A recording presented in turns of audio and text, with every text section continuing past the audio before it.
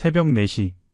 대부분의 사람들이 깊은 잠에 빠져 있을 시간, 75세 김 씨는 알람도 없이 눈을 뜹니다. 몸이 기억하고 있습니다. 이 시간에 일어나지 않으면 안 된다는 것을. 늦으면 신문 배달을 제때 끝낼 수 없고, 그러면 한 달 30만 원을 받을 수 없다는 것을. 김 씨는 천천히 몸을 일으킵니다. 무릎이 뻐근합니다. 허리도 아픕니다. 하지만 신음소리조차 제대로 낼 수 없습니다.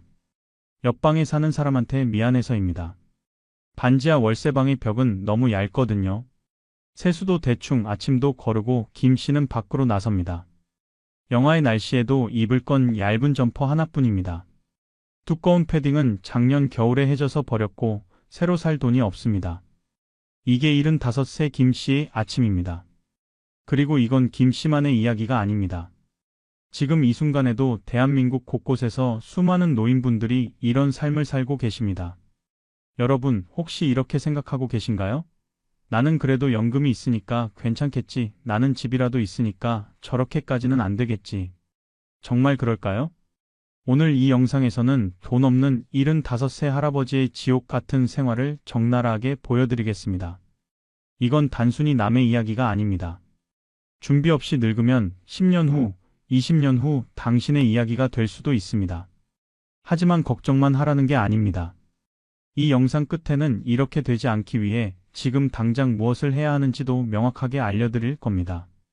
자, 그럼 김 씨의 하루 속으로 들어가 보겠습니다. 새벽 4시 30분. 김 씨는 신문 보급소 앞에 섭니다. 벌써 몇몇 배달원들이 와 있습니다. 대부분 김 씨처럼 나이 든 분들입니다. 60대, 70대. 젊은 사람은 없습니다. 당연합니다.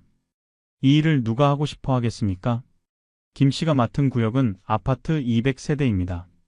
무게로 따지면 약 15kg. 75세 노인이 들기엔 결코 가벼운 무게가 아닙니다. 하지만 어쩌겠습니까? 이 일이 아니면 당장 한 달 월세 30만 원을 낼 방법이 없습니다. 배달은 보통 2시간 정도 걸립니다. 아파트 계단을 오르내리며 신문을 돌립니다. 엘리베이터가 있는 동은 그나마 낫지만 없는 동은 정말 지옥입니다. 5층까지 계단으로 오르내리다 보면 무릎이 비명을 지릅니다. 작년 겨울 김 씨는 빙판길에 미끄러져 넘어진 적이 있습니다. 갈비뼈에 금이 갔습니다. 병원에 가고 싶었지만 가지 못했습니다. 병원비가 무서워서입니다. 그냥 참았습니다. 한 달을 꼬박 아파하며 일했습니다. 쉬면 돈이 안 들어오니까요. 새벽 6시 30분. 배달을 마치고 김 씨는 집으로 돌아갑니다. 손은 꽁꽁 얼어있고 발은 동상 직전입니다. 하지만 난방을 틀 수 없습니다. 가스비가 아깝습니다.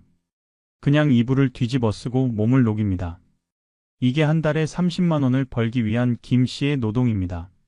젊은 사람도 힘든 일을 75세 노인이 하고 있습니다. 왜일까요? 선택의 여지가 없기 때문입니다. 김 씨에게 물었습니다. 언제까지 이 일을 하실 건가요? 대답이 가슴 아팠습니다. 몸이 움직이는 데까지요. 80까지? 아니면 쓰러질 때까지? 웃으며 하는 말이었지만 눈빛은 웃고 있지 않았습니다. 통계를 보면 더 충격적입니다. 70세 이상 노인 중 약 30%가 여전히 일을 하고 있습니다. 생계를 위해서입니다. 취미나 보람을 위해서가 아닙니다. 먹고 살기 위해 억지로 하는 겁니다. 그리고 이들이 하는 일의 대부분은 신문 배달, 택배 상하차, 경비, 청소 같은 육체 노동입니다. 시급은 최저임금 수준이고 복지는 전혀 없습니다. 다치면 그냥 본인이 알아서 해야 합니다. 여기서 여러분께 질문 하나 드리겠습니다. 지금 여러분의 나이가 50세라고 가정해 볼게요. 25년 후 75세가 됐을 때 새벽 4시에 일어나서 신문 배달을 할 수 있겠습니까? 영하의 날씨에 빙판길을 걸으며 200세대의 신문을 돌릴 수 있겠습니까? 아마 대부분은 못한다고 대답하실 겁니다.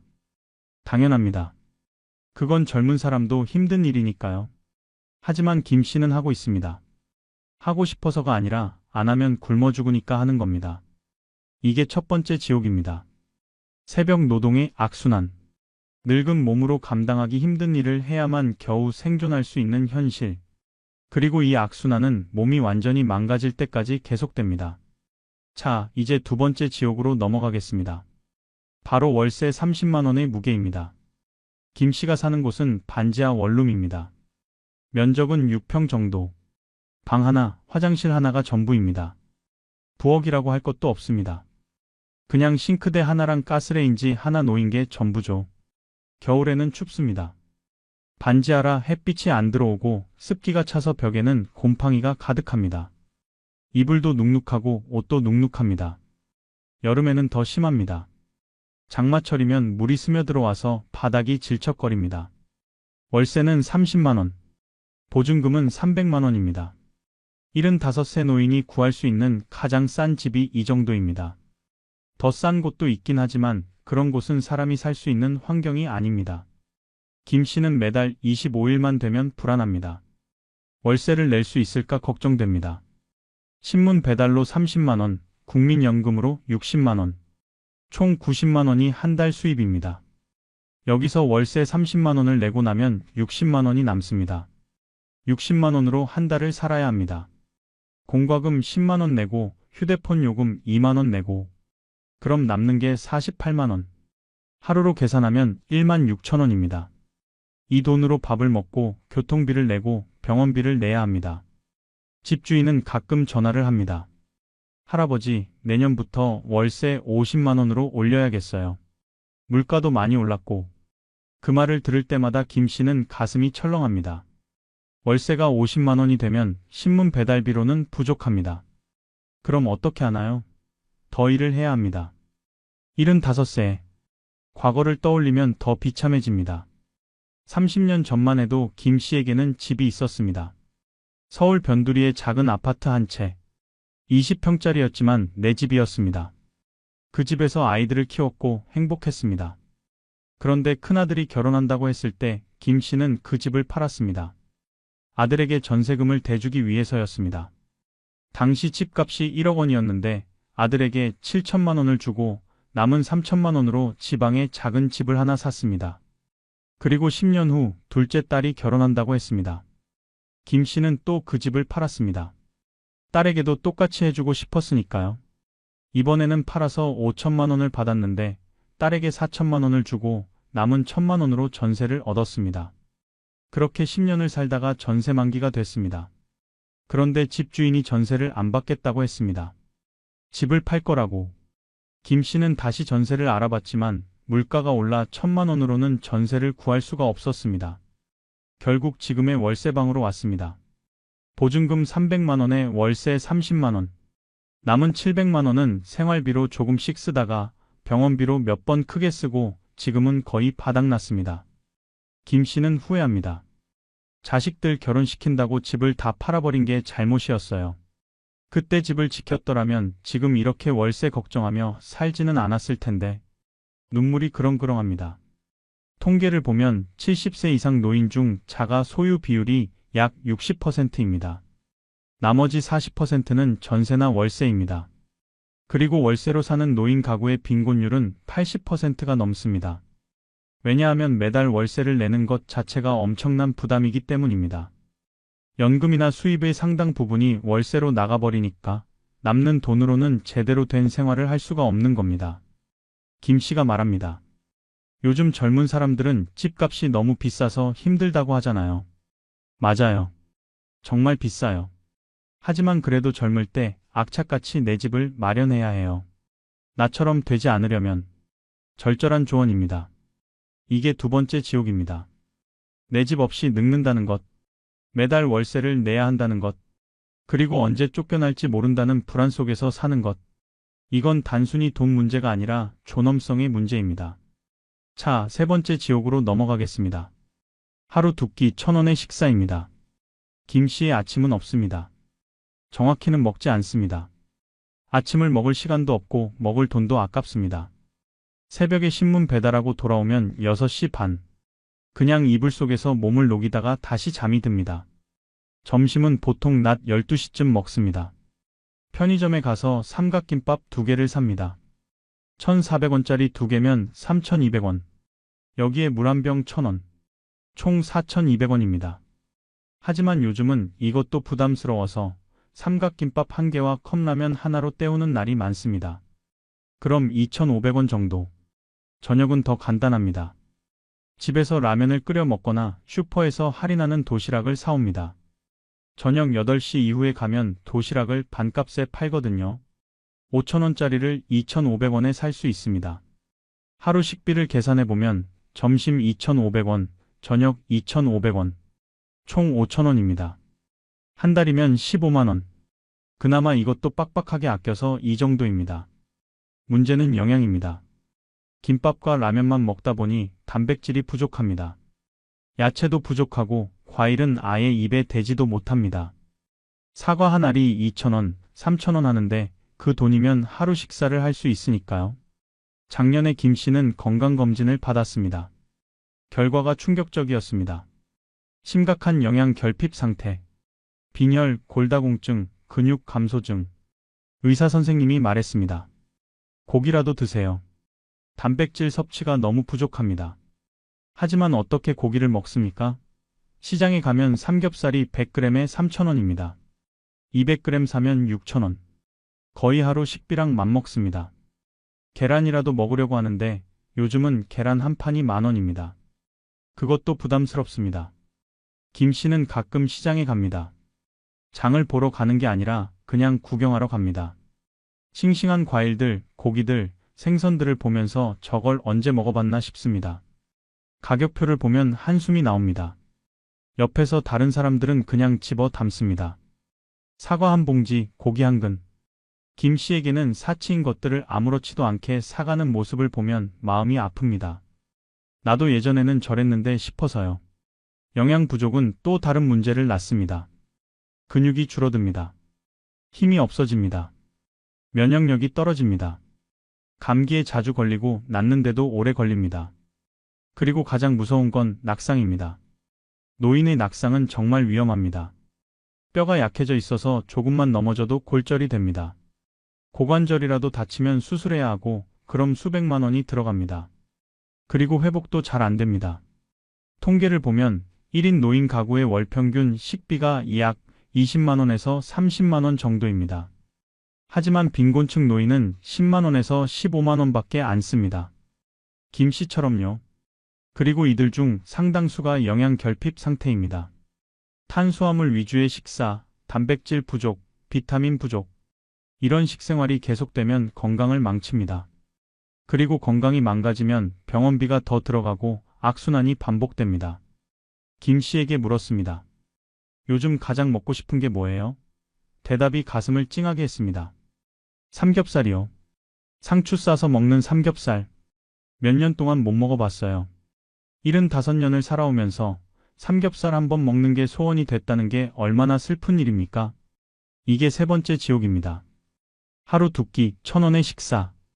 영양 결핍 속에서 천천히 건강을 잃어가는 삶. 네 번째 지옥으로 넘어가겠습니다. 병원비 때문에 참는 아픈 몸입니다. 김 씨의 몸은 성한 데가 없습니다. 무릎은 퇴행성 관절염, 허리는 디스크, 혈압은 높고 당뇨도 있습니다. 그런데 병원을 제대로 다니지 못합니다. 돈이 없어서입니다. 무릎이 아파서 정형외과에 가면 진료비에 약값까지 한 번에 3만 원은 나옵니다. 물리치료라도 받으면 5만 원이 넘어갑니다. 한 달에 4번만 가도 20만 원입니다. 김 씨에게는 엄청난 돈입니다. 그래서 참습니다. 무릎이 아파도 참고 허리가 아파도 참습니다. 파스를 붙이고 진통제를 먹고 그냥 버팁니다. 진통제도 아껴 먹습니다. 하루 3번 먹으라는 약을 2번만 먹습니다. 그래야 한 달치 약이 2달 갑니다. 당뇨약도 마찬가지입니다. 의사 선생님은 하루 2번 먹으라고 하는데 김 씨는 하루 1번만 먹습니다. 약값이 부담스러워서입니다. 한 달 약값이 5만 원인데 반으로 줄이면 2만 5천 원으로 2달을 버틸 수 있습니다. 작년에는 정말 큰일이 날 뻔했습니다. 가슴이 답답하고 숨이 찼습니다. 심장에 문제가 있는 것 같았습니다. 하지만 김 씨는 병원에 가지 않았습니다. 검사비가 무서워서입니다. 이틀을 그렇게 참다가 결국 쓰러졌습니다. 다행히 옆집 사람이 발견해서 응급실로 실려갔습니다. 심근경색 직전이었습니다. 하루만 더 늦었으면 정말 큰일 날 뻔했다고 의사 선생님이 말했습니다. 응급실 치료비와 입원비로 200만 원이 나왔습니다. 건강보험 적용을 받아서 본인 부담금은 60만 원이었습니다. 김 씨에게는 한 달 전체 생활비입니다. 그 돈을 내고 나니 남은 저축이 거의 없어졌습니다. 퇴원 후 의사 선생님은 말했습니다. 정기적으로 병원에 오셔서 관리하셔야 합니다. 약도 꼬박꼬박 드시고요. 하지만 김 씨는 알고 있습니다. 그럴 수 없다는 걸. 돈이 없으니까요.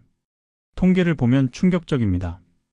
빈곤층 노인 중 약 40%가 필요한 의료 서비스를 받지 못하고 있습니다. 이유는 단 하나. 돈이 없어서입니다. 아파도 참고 아파도 버팁니다. 그리고 이렇게 작은 병을 참다가 큰 병이 됩니다. 초기에 치료하면 10만 원으로 해결될 것을 참다가 나중에는 1000만 원이 들어갑니다. 하지만 그때는 이미 늦었습니다. 김 씨는 말합니다. 가난하면 아프면 안 돼요. 아프면 죽는 거나 마찬가지거든요. 병원비 낼 돈이 없으니까. 이 얼마나 잔인한 현실입니까? 건강보험이 있어도 소용없습니다. 비급여 항목이 너무 많습니다. MRI 찍으면 20만 원, CT 찍으면 10만 원. 건강보험 적용 안 되는 주사 맞으면 5만 원. 이런 게 쌓이면 금방 100만 원이 넘어갑니다. 더 큰 문제는 약입니다. 만성질환 약은 평생 먹어야 합니다. 혈압약, 당뇨약, 관절염약. 한 달에 5만 원에서 10만 원씩 나갑니다. 김 씨에게는 감당하기 힘든 금액입니다. 그래서 김 씨는 건강을 포기했습니다. 어차피 나이 먹으면 죽는 거 아니냐고 말합니다. 하지만 눈빛은 슬픕니다. 정말로 포기한 게 아니라 포기할 수밖에 없었던 겁니다. 이게 네 번째 지옥입니다. 아파도 병원에 갈 수 없는 현실. 약값 아껴려고 반으로 쪼개 먹는 비참함. 그리고 언젠가는 큰 병으로 쓰러질 거라는 두려움 속에서 사는 삶. 다섯 번째 지옥, 단절된 인간관계로 넘어가겠습니다. 김 씨에게는 친구가 없습니다. 정확히는 있었는데 다 떠났습니다. 연락이 끊겼습니다. 왜일까요? 김 씨가 가난해졌기 때문입니다. 젊었을 때는 친구들이 많았습니다. 한 달에 한 번씩 모임도 했습니다.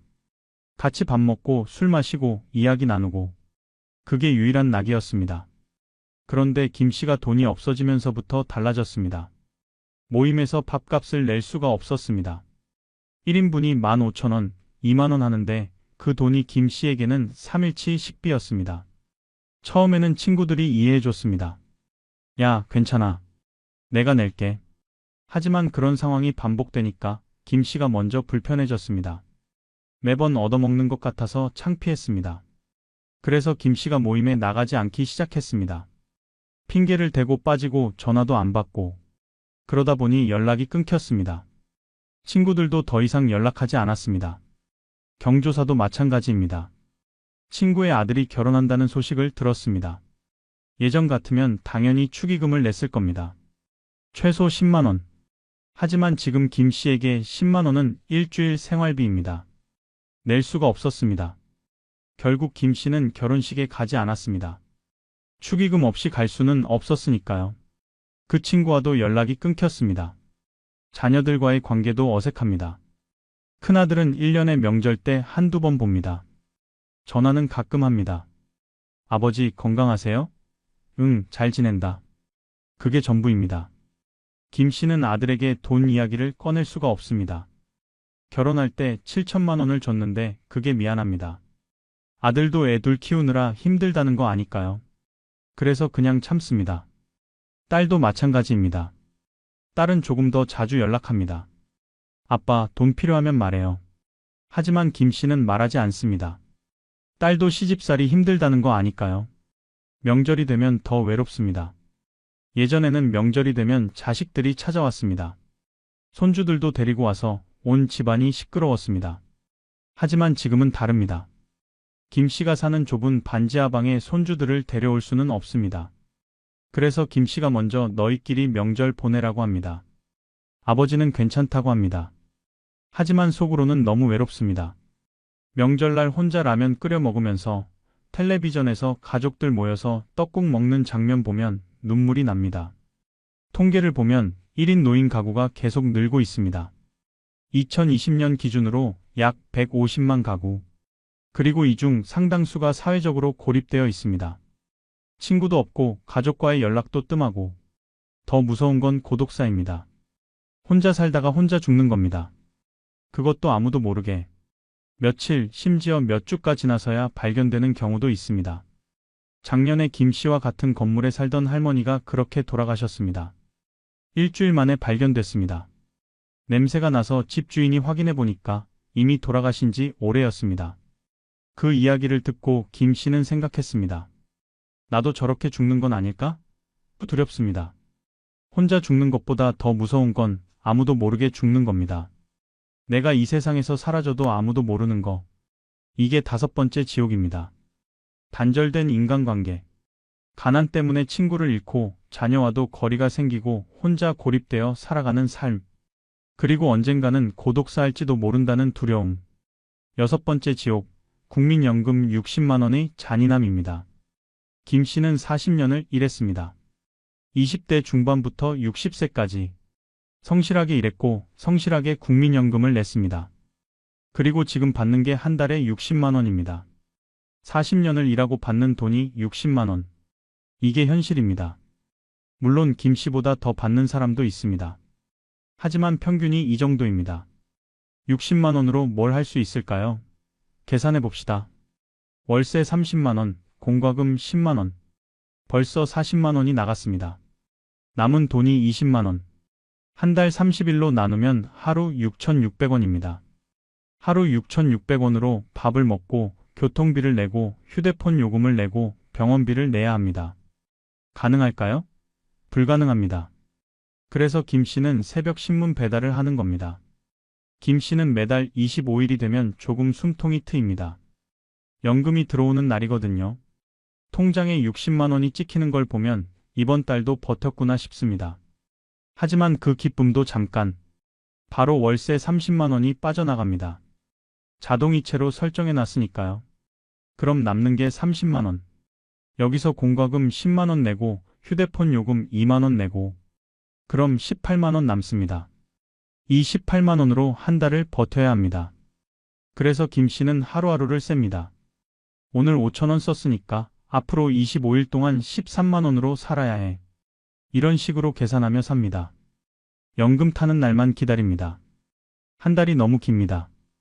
특히 월말이 다가오면 더 힘듭니다. 돈이 바닥 나거든요. 마지막 3일, 4일은 정말 힘듭니다. 라면으로 끼니를 때우고 외출도 안 합니다. 교통비도 아까워서요. 김 씨에게 물었습니다. 연금이 더 많았으면 좋겠다고 생각하세요? 대답이 씁쓸했습니다. 물론이죠. 하지만 뭐 어쩌겠어요. 이게 현실인데 이것도 없는 사람도 있다잖아요.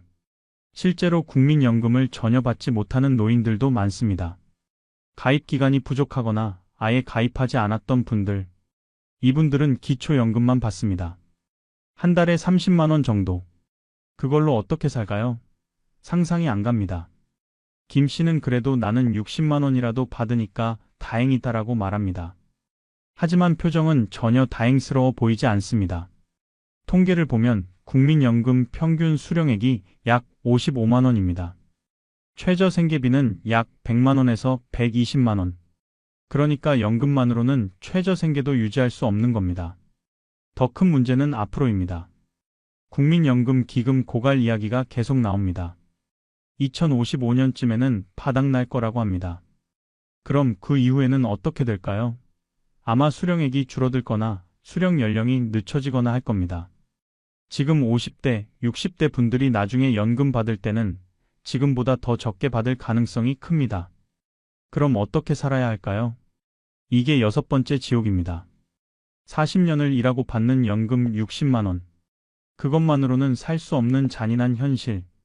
그리고 매달 25일만 기다리며 사는 삶. 자, 여기까지가 75세 김 씨의 지옥 같은 생활입니다. 6가지 지옥. 새벽 노동, 월세방, 굶주림, 병, 고독, 그리고 부족한 연금.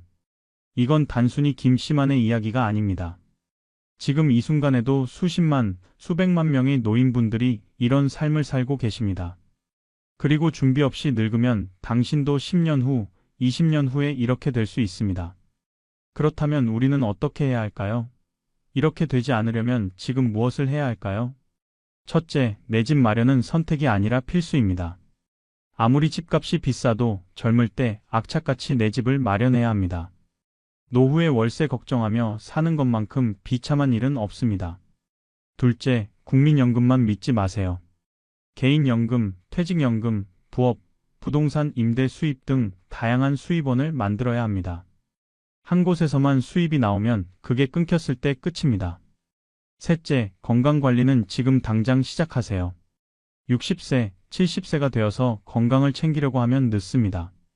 지금부터 운동하고 제대로 먹고 정기검진 받으세요. 건강을 잃으면 돈도 잃고 모든 걸 잃습니다. 넷째, 자녀에게 올인하지 마세요. 물론 자식은 소중합니다. 하지만 당신의 노후 자금까지 다 쏟아부으면 안 됩니다. 나중에 자녀에게 짐이 될 뿐입니다. 자녀는 자녀대로 살게 하고 당신은 당신의 노후를 챙기세요. 다섯째, 노후 자금은 절대 손대지 마세요. 은퇴 전에 모은 돈은 은퇴 후를 위한 겁니다. 급한 일이 생겨도 자녀가 돈을 달라고 해도 노후 자금만큼은 지키세요. 그게 생명줄입니다. 여러분, 김 씨의 이야기는 먼 미래의 이야기가 아닙니다. 지금 준비하지 않으면 10년 후, 20년 후에 당신도 김 씨가 될 수 있습니다. 하지만 반대로 지금부터 준비하면 김 씨처럼 되지 않을 수 있습니다. 늦었다고 생각하지 마세요. 50대든 60대든 지금부터라도 시작하세요. 내 집 마련하고 추가 수입원 만들고 건강 챙기고 노후 자금 지키세요. 그럼 최소한 김 씨처럼 비참하게 살지는 않을 겁니다. 오늘 이 영상이 여러분께 경고등이 되었으면 좋겠습니다. 그리고 동시에 희망도 되었으면 좋겠습니다. 아직 늦지 않았다는 희망. 지금부터라도 바꿀 수 있다는 희망. 다음 영상에서는 월 100만 원으로 노후를 버티는 구체적인 방법에 대해 말씀드리겠습니다. 어떻게 지출을 줄이고 어떻게 작은 수입원을 만들고 어떻게 건강을 지킬 수 있는지 실질적인 팁을 드리겠습니다. 여러분 모두 김 씨처럼 되지 마시고 준비된 노후를 맞이하시길 바랍니다. 감사합니다. 여러분 혹시 이런 분 주변에 계신가요? 평생 아껴서 마련한 집을 자식한테 다 물려주고 나서 지금 요양병원비조차 마련하지 못해 막막해 하시는 분 말입니다. 실제로 제 주변에도 이런 일이 일어났습니다. 70대 중반의 한 어르신께서 그러시더군요. 집만 안 줬어도 하시면서 땅을 치며 후회하시는 모습을 봤습니다. 오늘 이 영상은 조금 무거운 이야기일 수 있습니다. 하지만 반드시 들으셔야 하는 이야기입니다. 특히 지금 60대, 70대이시고 자식한테 집을 물려줄까 고민 중이신 분들이라면 끝까지 꼭 들어주십시오. 오늘 이 15분에서 17분이 여러분의 노후를 지킬 수 있습니다. 자식에게 집을 물려주는 것, 이게 정말 효도일까요? 아니면 나중에 후회할 선택일까요? 지금부터 그 진실을 하나씩 파헤쳐 보겠습니다. 우리 세대는 참 자식 농사를 열심히 지었습니다. 내 한 끼를 거르더라도 아이들 학원비는 꼭 대주고 내 옷 하나 안 사 입더라도 아이들 옷은 새 것으로 사 입혔습니다. 그렇게 키운 자식들이 이제 어엿한 어른이 되었습니다. 결혼도 하고 아이도 낳았습니다. 그러면 부모 마음이 어떻습니까? 또 보태주고 싶은 게 부모 마음입니다. 요즘은 집값이 워낙 비싸지 않습니까? 젊은 사람들이 평생 일해도 서울에 집 한 채 마련하기 어렵다고 합니다. 뉴스를 보니까 평균 집값이 몇억 몇십억씩 한답니다. 그러니까 부모 입장에서는 이렇게 생각하는 겁니다. 내가 가진 이 집이라도 미리 물려줘야 애들이 안정적으로 살 수 있지 않을까. 이런 생각 한 번쯤은 다 해보셨을 겁니다. 그런데 말입니다. 여기서 우리가 놓치는 게 하나 있습니다. 지금은 2025년입니다. 우리가 젊었을 때와는 시대가 완전히 달라졌습니다. 옛날에는 3세대가 한 집에서 사는 게 당연했습니다. 할아버지, 할머니, 아버지, 어머니, 손주들까지 다 같이 살면서 서로 돌보고 살았습니다. 하지만 지금은 어떻습니까? 결혼한 자식들은 대부분 따로 삽니다. 멀리 사는 경우도 많습니다. 명절 때나 한 번씩 얼굴 보는 게 고작입니다. 이게 잘못됐다는 게 아닙니다. 시대가 변한 겁니다. 각자 독립적으로 사는 게 요즘 문화입니다. 그런데 우리 부모 세대는 여전히 옛날 방식으로 생각합니다. 내가 집을 주면 당연히 애들이 나를 모실 거야. 내가 아프면 당연히 애들이 돌봐줄 거야. 이렇게 생각하시는 분들이 많습니다. 하지만 현실은 그렇지 않은 경우가 너무 많습니다. 제가 아는 한 어르신 이야기를 해드리겠습니다. 이분은 서울에 40평짜리 아파트를 갖고 계셨습니다. 평생 모은 재산이 그 집 하나였습니다. 아들이 결혼을 하면서 집이 필요하다고 했습니다. 그래서 이 어르신이 생각하셨습니다. 아들이 어려운데 내가 뭘 하겠나. 어차피 나중에 다 아들 거 될 텐데 미리 주자. 그렇게 2015년에 아들 앞으로 증여를 했습니다. 처음 몇 년은 괜찮았습니다. 아들 내외가 잘해줬습니다. 명절 때마다 용돈도 드리고 생신 때 외식도 시켜드렸습니다. 그런데 한 5년쯤 지나니까 분위기가 달라지기 시작했습니다. 며느리 얼굴이 점점 굳어지는 게 느껴졌답니다. 그러던 어느 날 아들이 찾아와서는 이런 말을 했답니다. 아버지, 죄송한데 저희가 사는 집이 좀 비좁아요. 아이들도 컸고 해서 더 넓은 데로 이사를 가야 할 것 같아요. 아버지 모시고 같이 살기는 어려울 것 같고 아버지는 작은 원룸이라도 얻어드릴게요. 이 어르신이 얼마나 충격을 받으셨겠습니까? 평생 모은 집을 아들한테 다 줬는데 정작 본인은 원룸에서 홀로 살라는 겁니다. 그것도 월세로 말입니다. 그때 이 어르신이 후회하셨답니다. 집을 팔아서 나는 작은 집에서 살고 나머지 돈으로 노후 준비를 할 걸 그랬다. 하지만 이미 늦었습니다. 법적으로 집은 아들 명의입니다. 더 가슴 아픈 이야기도 있습니다. 70대 초반의 한 어머니 이야기입니다. 이분도 아들에게 집을 물려주셨습니다. 그런데 아들이 사업을 하다가 빚을 지게 되었습니다. 채권자들이 그 집을 압류했습니다. 결국 경매로 넘어갔습니다. 어머니는 하루아침에 집을 잃었습니다. 평생을 그 집에서 사셨는데 70이 넘은 나이에 갈 곳이 없어진 겁니다. 아들도 미안해했지만 어쩔 도리가 없었습니다. 이미 법적으로 아들 재산이었고 아들의 빚 때문에 압류된 거니까요. 이 어머니는 지금 딸네 집 작은 방 한 칸에서 눈치 보며 살고 계십니다. 평생 당당하게 사셨던 분인데 이제는 사위 눈치, 딸 눈치를 보며 살아야 합니다. 이 어머니가 하시는 말씀이 있습니다. 집만 내 이름으로 남겨뒀어도 최소한 내가 살 곳은 있었을 텐데 또 다른 사례를 말씀드리겠습니다. 70대 후반의 한 아버지입니다. 이분은 딸에게 집을 물려주셨습니다. 딸이 효녀였거든요. 아버지를 정말 잘 모셨습니다. 그래서 아버지는 믿고 집을 물려줬습니다. 그런데 이 딸이 교통사고를 당했습니다. 큰 수술을 받아야 했고 병원비가 많이 들었습니다. 사위가 그 집을 담보로 대출을 받았습니다. 딸의 치료비를 마련하기 위해서였습니다. 다행히 딸은 회복했습니다. 하지만 대출금을 갚기가 어려웠습니다. 사위의 수입만으로는 턱없이 부족했습니다. 결국 그 집을 팔아야 했습니다. 아버지가 평생 살던 집이었지만 법적으로는 딸의 재산이었으니 아버지 의견은 중요하지 않았습니다. 지금 이 아버지는 정부에서 운영하는 임대주택에서 혼자 살고 계십니다. 딸도 미안해하지만 어쩔 수 없었다고 합니다. 아버지도 딸을 원망하지는 않습니다. 하지만 후회는 하십니다. 집을 팔아서 반은 딸 주고 반은 내가 갖고 있을 걸 그랬어. 이런 이야기들이 남의 일 같습니까? 아닙니다. 지금 이 순간에도 전국 곳곳에서 비슷한 일들이 일어나고 있습니다. 통계를 보면 더 놀랍습니다. 60대 이상 노인 중에서 상대적 빈곤율이 40%가 넘는다고 합니다. 10명 중 4명은 경제적으로 어려움을 겪고 있다는 뜻입니다. 그런데 이 중 상당수가 과거에는 집이 있었던 분들입니다. 자식에게 미리 물려주고 본인은 노후 준비를 제대로 못한 경우입니다.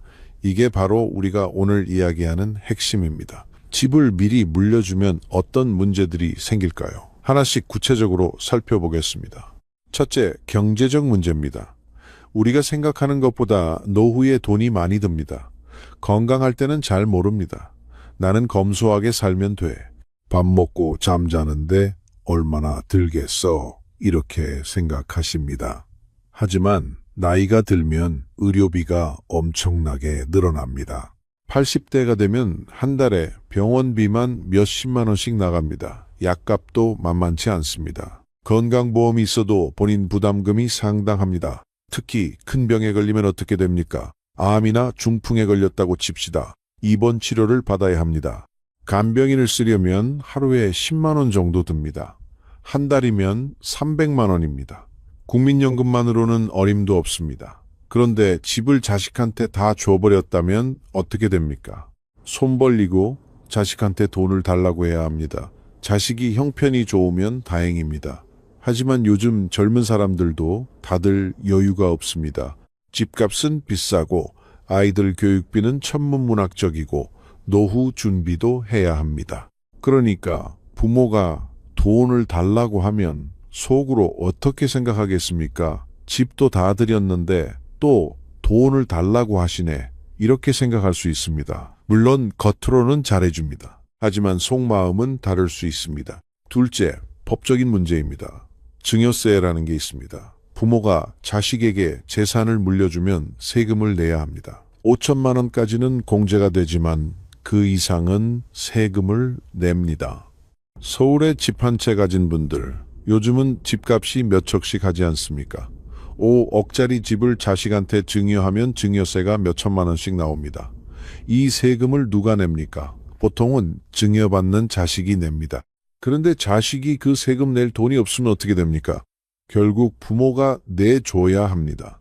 집은 자식한테 주고 세금은 부모가 내는 기가 막힌 상황이 벌어집니다. 더 큰 문제는 양도소득세입니다. 나중에 자식이 그 집을 팔 때 내는 세금입니다. 부모가 증여한 시점의 가격으로 계산합니다. 그러니까 집값이 많이 오르면 양도세가 엄청나게 많이 나올 수 있습니다. 예를 들어 볼까요? 2015년에 3억에 증여한 집이 2025년에 8억이 됐다고 칩시다. 자식이 이 집을 팔면 5억의 차익에 대해 양도세를 냅니다. 세율이 60% 넘게 나올 수도 있습니다. 3억을 세금으로 내야 할 수도 있다는 겁니다. 반대로 부모가 집을 갖고 있다가 돌아가신 후 상속으로 넘어가면 어떻게 됩니까? 상속세는 있지만 각종 공제가 많습니다. 배우자 공제, 자녀 공제 등등. 그래서 증여보다 세금이 훨씬 적게 나오는 경우가 많습니다. 셋째, 가족관계의 문제입니다. 이게 제일 중요합니다.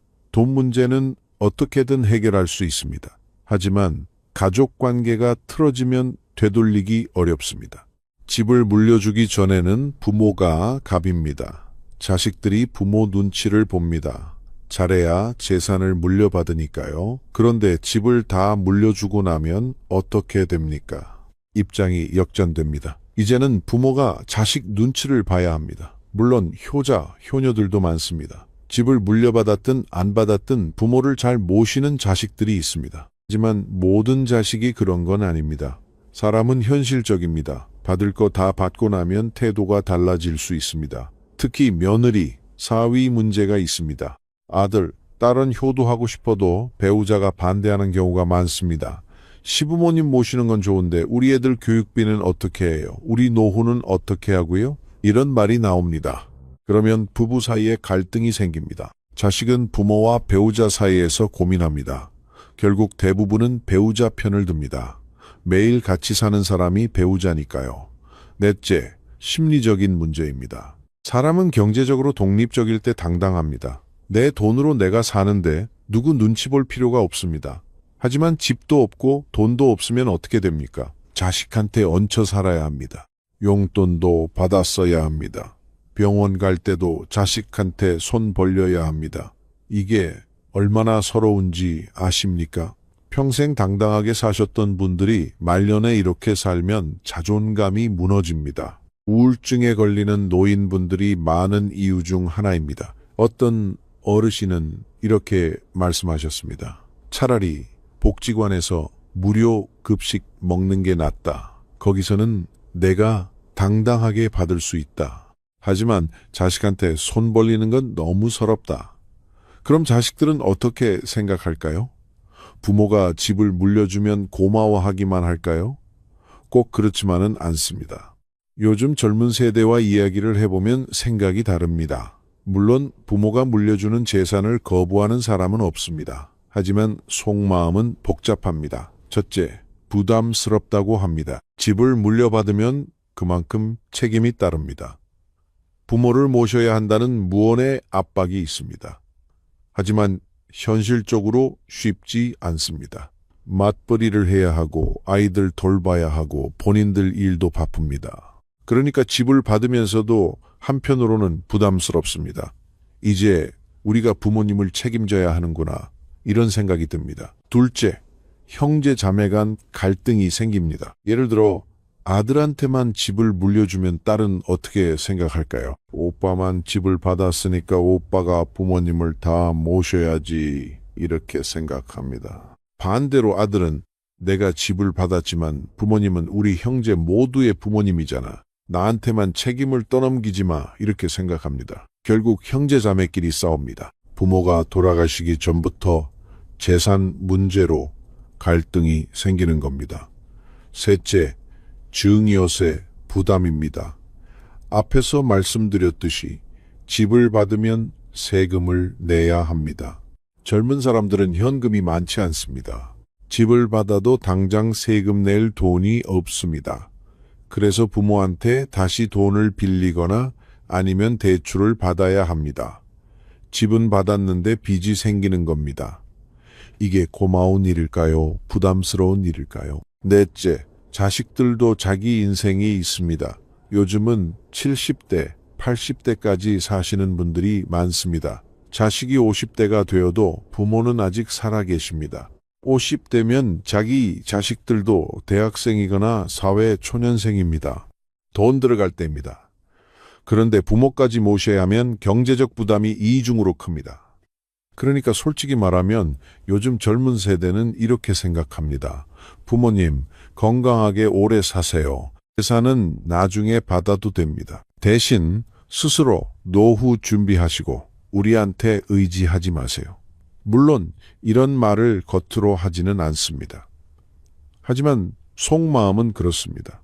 이게 잘못됐다는 게 아닙니다. 시대가 변한 겁니다. 그럼 어떻게 해야 할까요? 집을 어떻게 관리해야 현명한 걸까요? 첫째, 급하게 결정하지 마십시오. 자식이 집이 필요하다고 결혼한다고 급하게 증여하지 마십시오. 세금 문제도 복잡하고 나중에 후회할 수 있습니다. 차라리 전세 자금을 빌려주는 게 낫습니다. 나중에 돌려받을 수도 있고 급할 때는 그냥 줘버릴 수도 있습니다. 선택권을 부모가 갖고 있는 게 중요합니다. 둘째, 집을 팔아서 나누는 방법도 있습니다. 큰 집을 팔아서 부모는 작은 집으로 이사가고 남은 돈으로 자식을 도와주는 겁니다. 이렇게 하면 부모도 자기 집이 있고 자식도 도움을 받습니다. 셋째, 신탁 제도를 활용하는 방법이 있습니다. 집을 신탁 회사에 맡기는 겁니다. 부모가 살아있는 동안은 부모가 사용하고 돌아가신 후에 자식한테 넘어가도록 설정할 수 있습니다. 이렇게 하면 법적으로도 안전하고 자식이 함부로 처분할 수 없습니다. 조금 비용이 들지만 나중에 문제 생기는 것보다는 낫습니다. 넷째, 연금을 활용하십시오. 집이 있으면 주택연금이라는 게 있습니다. 집을 담보로 맡기고 매달 연금을 받는 제도입니다. 돌아가실 때까지 그 집에서 살 수 있고 매달 돈도 받습니다. 예를 들어 5억짜리 집이 있으면 70세부터 매달 100만 원 이상씩 받을 수 있습니다. 부부가 둘 다 받으면 200만 원 이상입니다. 국민연금과 합치면 한 달에 300만 원 정도 됩니다. 이 정도면 노후를 편하게 보낼 수 있지 않습니까? 자식한테 손 벌릴 필요도 없습니다. 당당하게 내 돈으로 삽니다. 다섯째, 유언장을 꼭 쓰십시오. 법적으로 효력 있는 유언장을 작성해 두면 나중에 자식들끼리 싸우는 일이 없습니다. 부모 뜻대로 재산이 분배됩니다. 유언장 쓸 때는 공증을 받으십시오. 그래야 나중에 효력이 있습니다.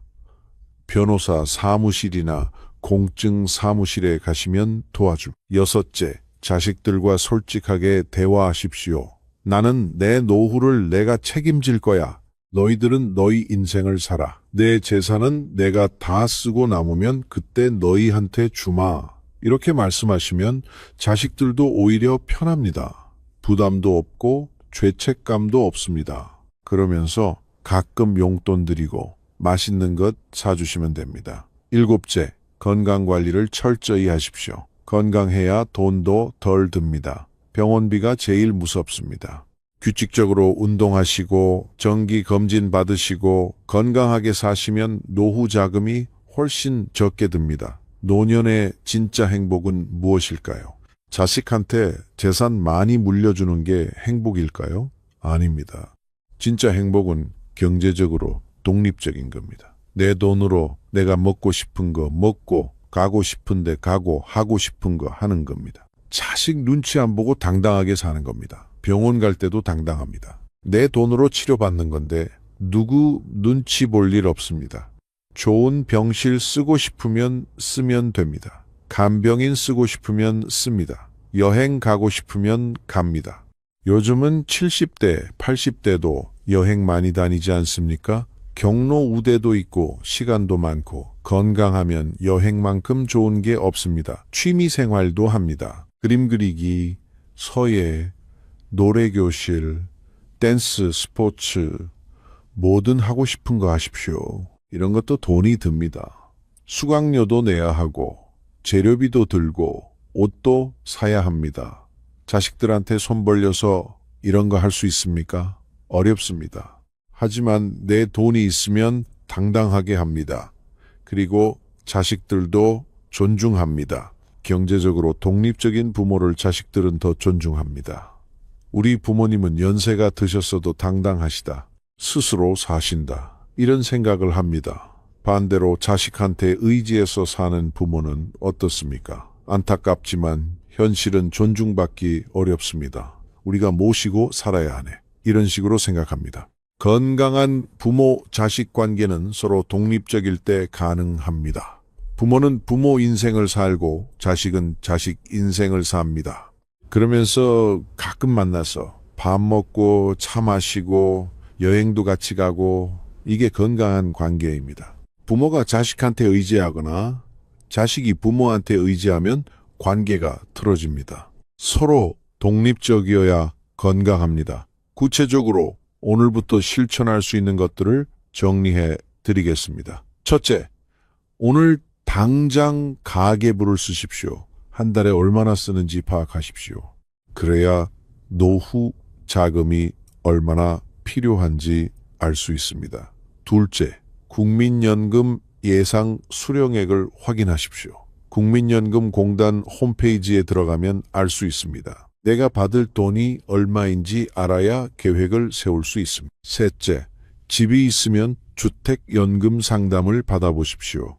한국주택금융공단에 전화하면 친절하게 설명해 줍니다. 내 집으로 얼마나 받을 수 있는지 알아보십시오. 넷째, 건강검진을 받으십시오. 나이 드시면 1년에 한 번은 꼭 받으셔야 합니다. 조기에 발견하면 치료비도 적게 들고 완치율도 높습니다. 다섯째, 자식들과 대화하십시오. 재산 문제, 노후 문제, 솔직하게 이야기 나누십시오. 서로 오해 없이 지내는 게 중요합니다. 여섯째, 유언장을 작성하십시오. 공증까지 받아두면 나중에 자식들이 싸우지 않습니다. 일곱째, 지출을 줄이십시오. 꼭 필요한 것만 쓰고 아껴 쓰십시오. 그 돈이 나중에 병원비가 됩니다. 여러분, 오늘 이 영상을 끝까지 들어주셔서 감사합니다. 무거운 이야기였지만 꼭 필요한 이야기였습니다. 자식 사랑은 당연합니다. 물려줄 게 있으면 물려주고 싶은 게 부모 마음입니다. 하지만 현명하게 물려주어야 합니다. 급하게 결정하지 마시고 신중하게 생각하십시오. 무엇보다 여러분 자신을 먼저 챙기십시오. 여러분이 경제적으로 안정되고 건강해야 자식들도 편합니다. 당당한 부모가 존경받는 부모입니다. 집은 나중에 물려줘도 늦지 않습니다. 하지만 여러분의 노후는 지금 준비하지 않으면 늦습니다. 오늘부터라도 계획을 세우십시오. 건강하게 오래 사시고 당당하게 사시고 행복하게 사십시오. 그게 자식들한테도 제일 큰 선물입니다. 다음 영상에서는 주택연금에 대해 더 자세히 알려드리겠습니다. 어떻게 신청하는지, 얼마나 받을 수 있는지, 장단점은 무엇인지 구체적으로 설명해 드리겠습니다.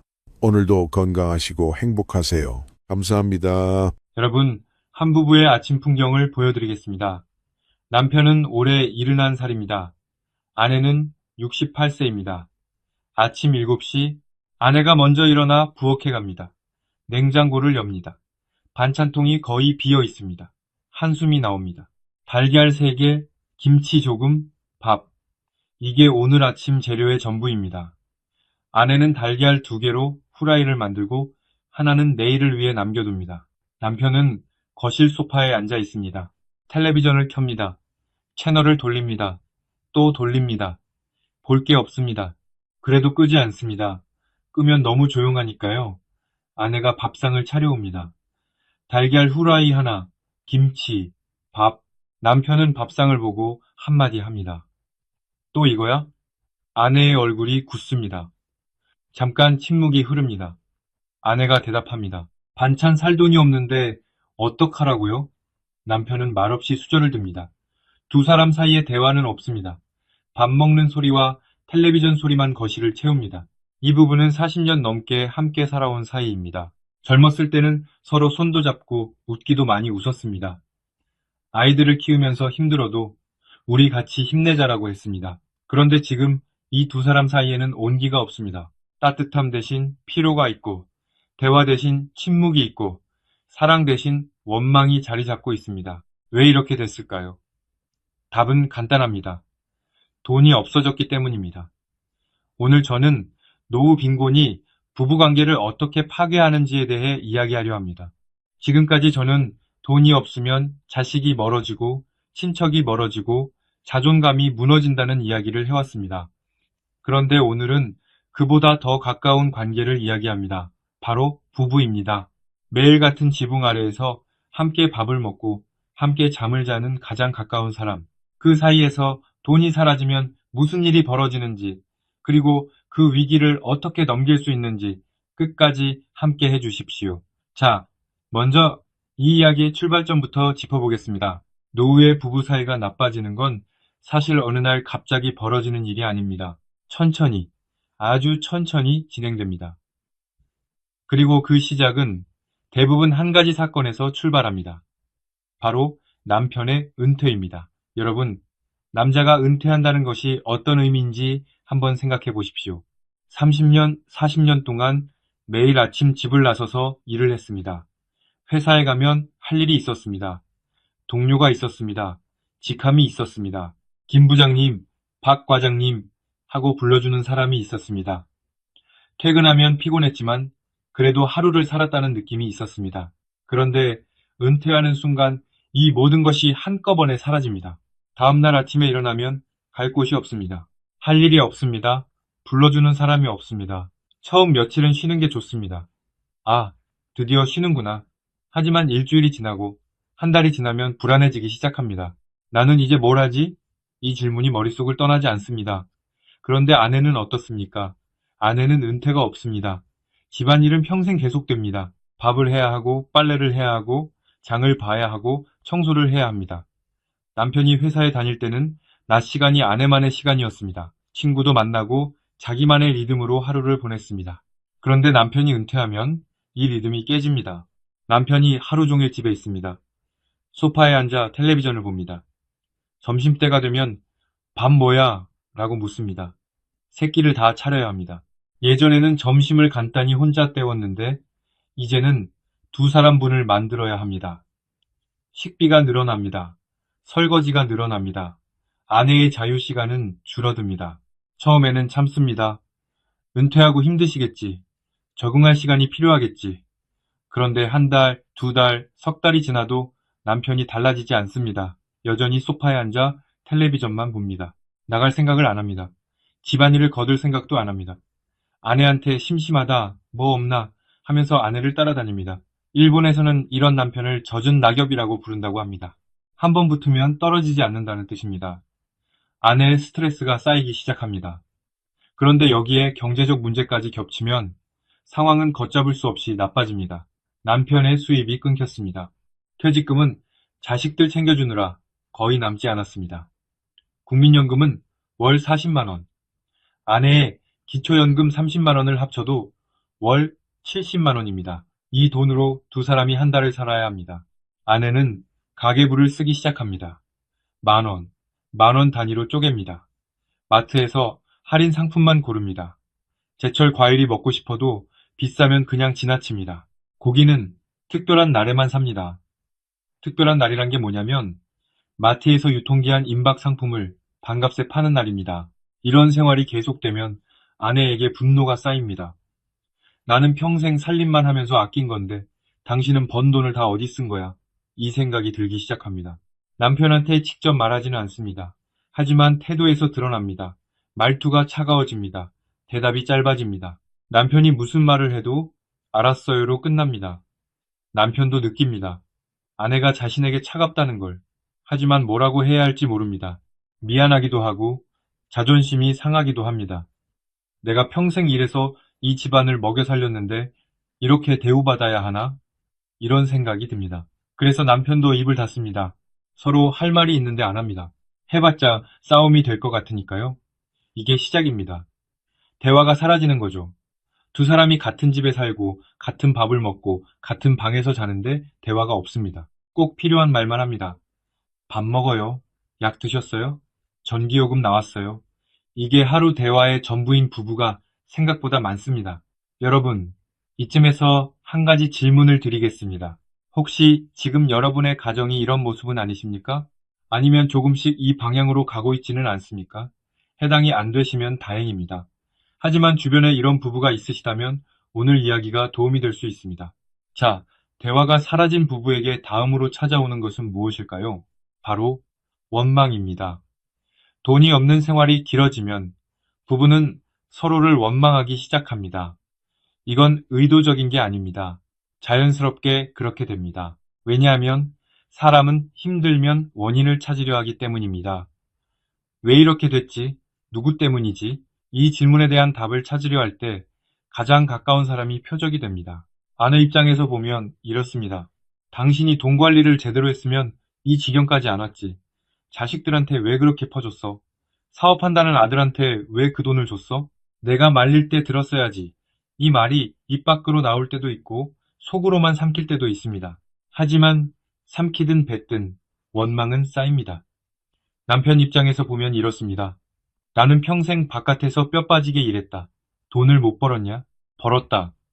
근데 집안 살림을 당신이 했으면서 왜 모아둔 게 없어? 아이들 학원비, 경조사비, 그런데 다 쓴 거 아니야?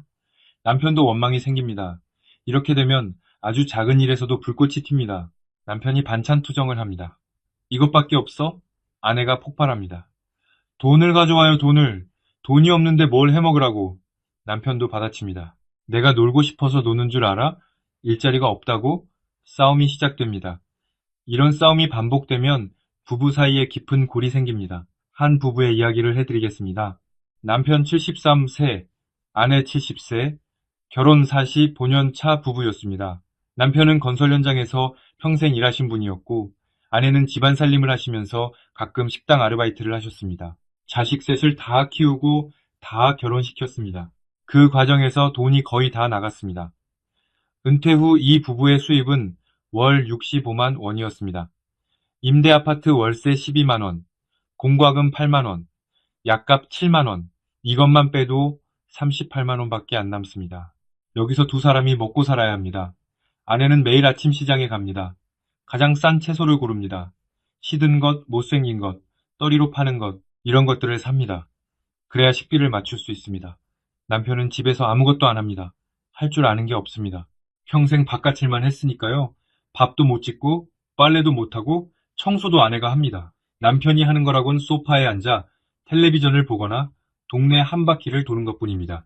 어느 날 아내가 시장에서 돌아오는데 남편이 이렇게 말했습니다.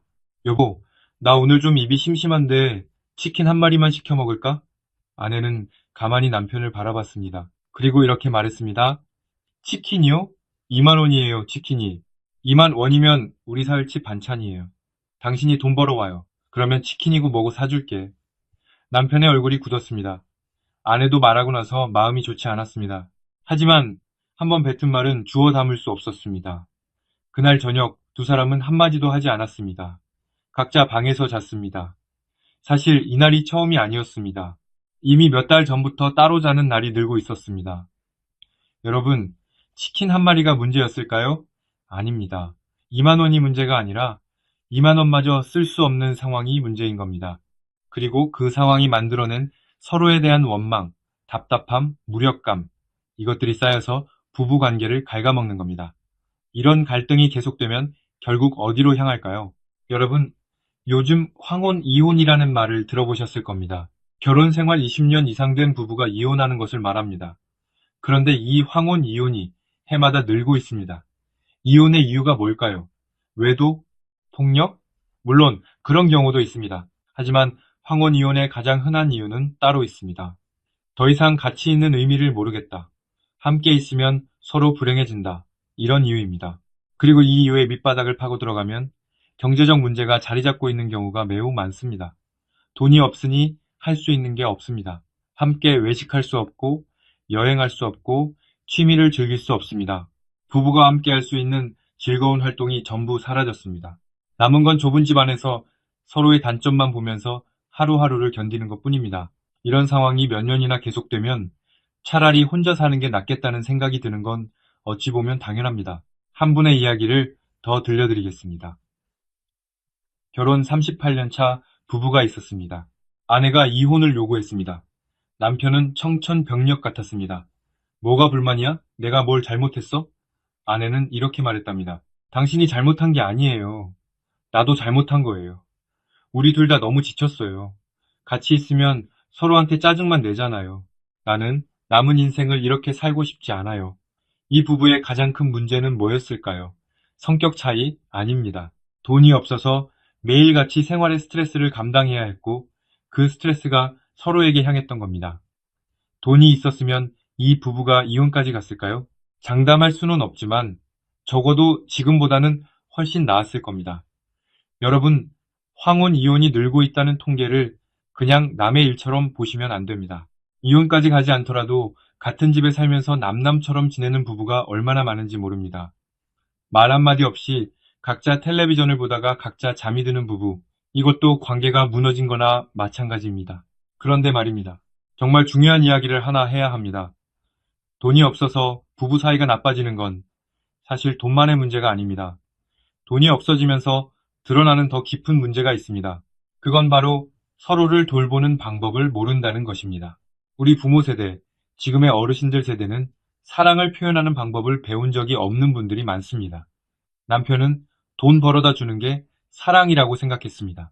아내는 밥 해주고 살림하는 게 사랑이라고 생각했습니다. 서로 사랑한다, 고맙다, 미안하다는 말을 거의 안 하면서 살아왔습니다. 그래도 괜찮았습니다. 돈을 벌어오고 밥을 해주는 것 자체가 사랑의 증거였으니까요. 그런데 은퇴를 하면 이 구조가 무너집니다. 남편은 더 이상 돈을 벌어다 주지 못합니다. 남편의 존재 가치였던 경제적 역할이 사라집니다. 아내는 여전히 밥을 하고 살림을 하지만 점점 지쳐갑니다. 이제 남은 건 두 사람의 감정뿐인데 감정을 나누는 방법을 모릅니다. 평생 해본 적이 없으니까요. 남편은 미안한 마음이 있지만 표현을 못합니다. 미안하다는 말이 입 밖으로 나오지 않습니다. 체면이 허락하지 않습니다. 대신 텔레비전만 봅니다. 아내는 서운한 마음이 있지만 표현 방법이 잔소리밖에 없습니다.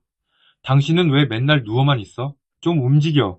이게 아내가 아는 유일한 표현 방식입니다. 서운함을 잔소리로 표현하고 미안함을 침묵으로 표현하는 부부. 이 엇갈림이 반복되면 결국 둘 다 지치게 됩니다. 여러분, 여기까지 들으시면서 마음이 무거우실 겁니다. 하지만 꼭 말씀드리고 싶은 게 있습니다. 이 상황은 바뀔 수 있습니다. 부부가 동시에 무너지지 않는 방법이 있습니다. 지금부터 그 이야기를 하겠습니다. 여기서부터가 오늘 영상의 핵심입니다. 첫째, 부부의 돈은 반드시 함께 관리하십시오. 많은 부부가 돈 문제를 한쪽에게만 맡깁니다. 대부분 아내가 살림을 쥐고 남편은 알아서 해 합니다. 젊었을 때는 이래도 큰 문제가 없습니다. 수입이 있으니까요. 하지만 노후에는 이 방식이 위험합니다. 왜냐하면 돈이 적어지면 관리하는 쪽이 모든 스트레스를 혼자 짊어지기 때문입니다. 아내가 혼자 가계부를 쓰고 혼자 어디를 줄일지 고민하고 혼자 마트에서 가격표를 들여다보면서 고통받습니다. 남편은 이 과정을 모릅니다. 그러니까 반찬이 왜 이것밖에 없어? 같은 말이 나오는 겁니다. 아내 입장에서는 나 혼자 이 고생을 하는데 당신은 뭘 아느냐는 분노가 쌓입니다. 해결책은 간단합니다. 함께 앉아서 가계부를 보십시오. 매달 들어오는 돈이 얼마인지, 나가는 돈이 얼마인지, 남는 돈이 얼마인지를 부부가 같이 확인하는 겁니다. 한 달에 한 번이면 됩니다. 숫자를 함께 보면 서로의 상황을 이해하게 됩니다. 남편도 아, 이 돈으로 아내가 이렇게 쪼개서 쓰고 있었구나 하고 알게 됩니다. 그러면 반찬이 왜 이것밖에 없어 라는 말 대신 고생이 많다는 말이 나올 수 있습니다. 돈을 함께 관리한다는 것은 단순히 가계부를 같이 보는 게 아닙니다. 이 어려운 상황을 너의 문제가 아니라 우리의 문제로 만드는 겁니다. 혼자 짊어지면 무거운 짐도 둘이 나누면 절반이 됩니다. 둘째, 남편은 집 안에서 역할을 찾으십시오. 여러분 남편분들께 특별히 드리는 말씀입니다. 은퇴했다고 집에서 손님처럼 앉아 계시면 안 됩니다. 아내가 밥을 하면 설거지를 하십시오. 빨래가 끝나면 널어주십시오. 쓰레기를 버려오십시오. 장을 같이 보러 가십시오. 나는 평생 그런 거 안 해봤는데 이렇게 말씀하시는 분이 계실 겁니다. 맞습니다. 안 해보셨을 수 있습니다. 하지만 지금은 상황이 다릅니다. 아내도 나이가 들었습니다. 체력이 예전 같지 않습니다. 혼자서 모든 살림을 감당하기 어렵습니다. 그런데 남편이 아무것도 안 하고 소파에만 앉아 있으면 아내에게 남편은 함께 사는 파트너가 아니라 돌봐야 할 또 하나의 짐이 됩니다. 반대로 남편이 작은 것이라도 거들기 시작하면 아내의 태도가 달라집니다. 어머, 당신이 설거지를 하네? 처음에는 놀랄 수 있습니다. 하지만 그 놀라움은 곧 고마움으로 바뀝니다. 그리고 고마움은 따뜻한 말로 이어집니다. 이 작은 변화가 부부 사이의 온도를 바꿀 수 있습니다. 집안일은 부끄러운 게 아닙니다. 집에서 아무것도 안 하는 것이 더 부끄러운 겁니다. 설거지 한 번이 사랑한다는 말 10번보다 강할 수 있습니다. 셋째, 각자의 시간을 존중하십시오. 부부가 24시간 붙어 있으면 아무리 사이가 좋아도 힘듭니다. 특히 좁은 집에서 하루 종일 같이 있으면 서로의 사소한 습관이 신경에 거슬리기 시작합니다. 남편의 코 고는 소리, 텔레비전 볼륨 높이는 습관, 화장실에서 오래 있는 것, 아내의 잔소리, 전화 통화 소리, 부엌에서 나는 소리, 사소한 것들이 스트레스가 됩니다. 해결책은 각자만의 시간을 갖는 겁니다. 남편은 오전에 산책을 나가십시오. 동네 한 바퀴를 돌고 공원에 앉아 커피 한 잔을 하고 오십시오. 복지관 프로그램에 참여해 보십시오. 아내도 자기만의 시간을 가지십시오.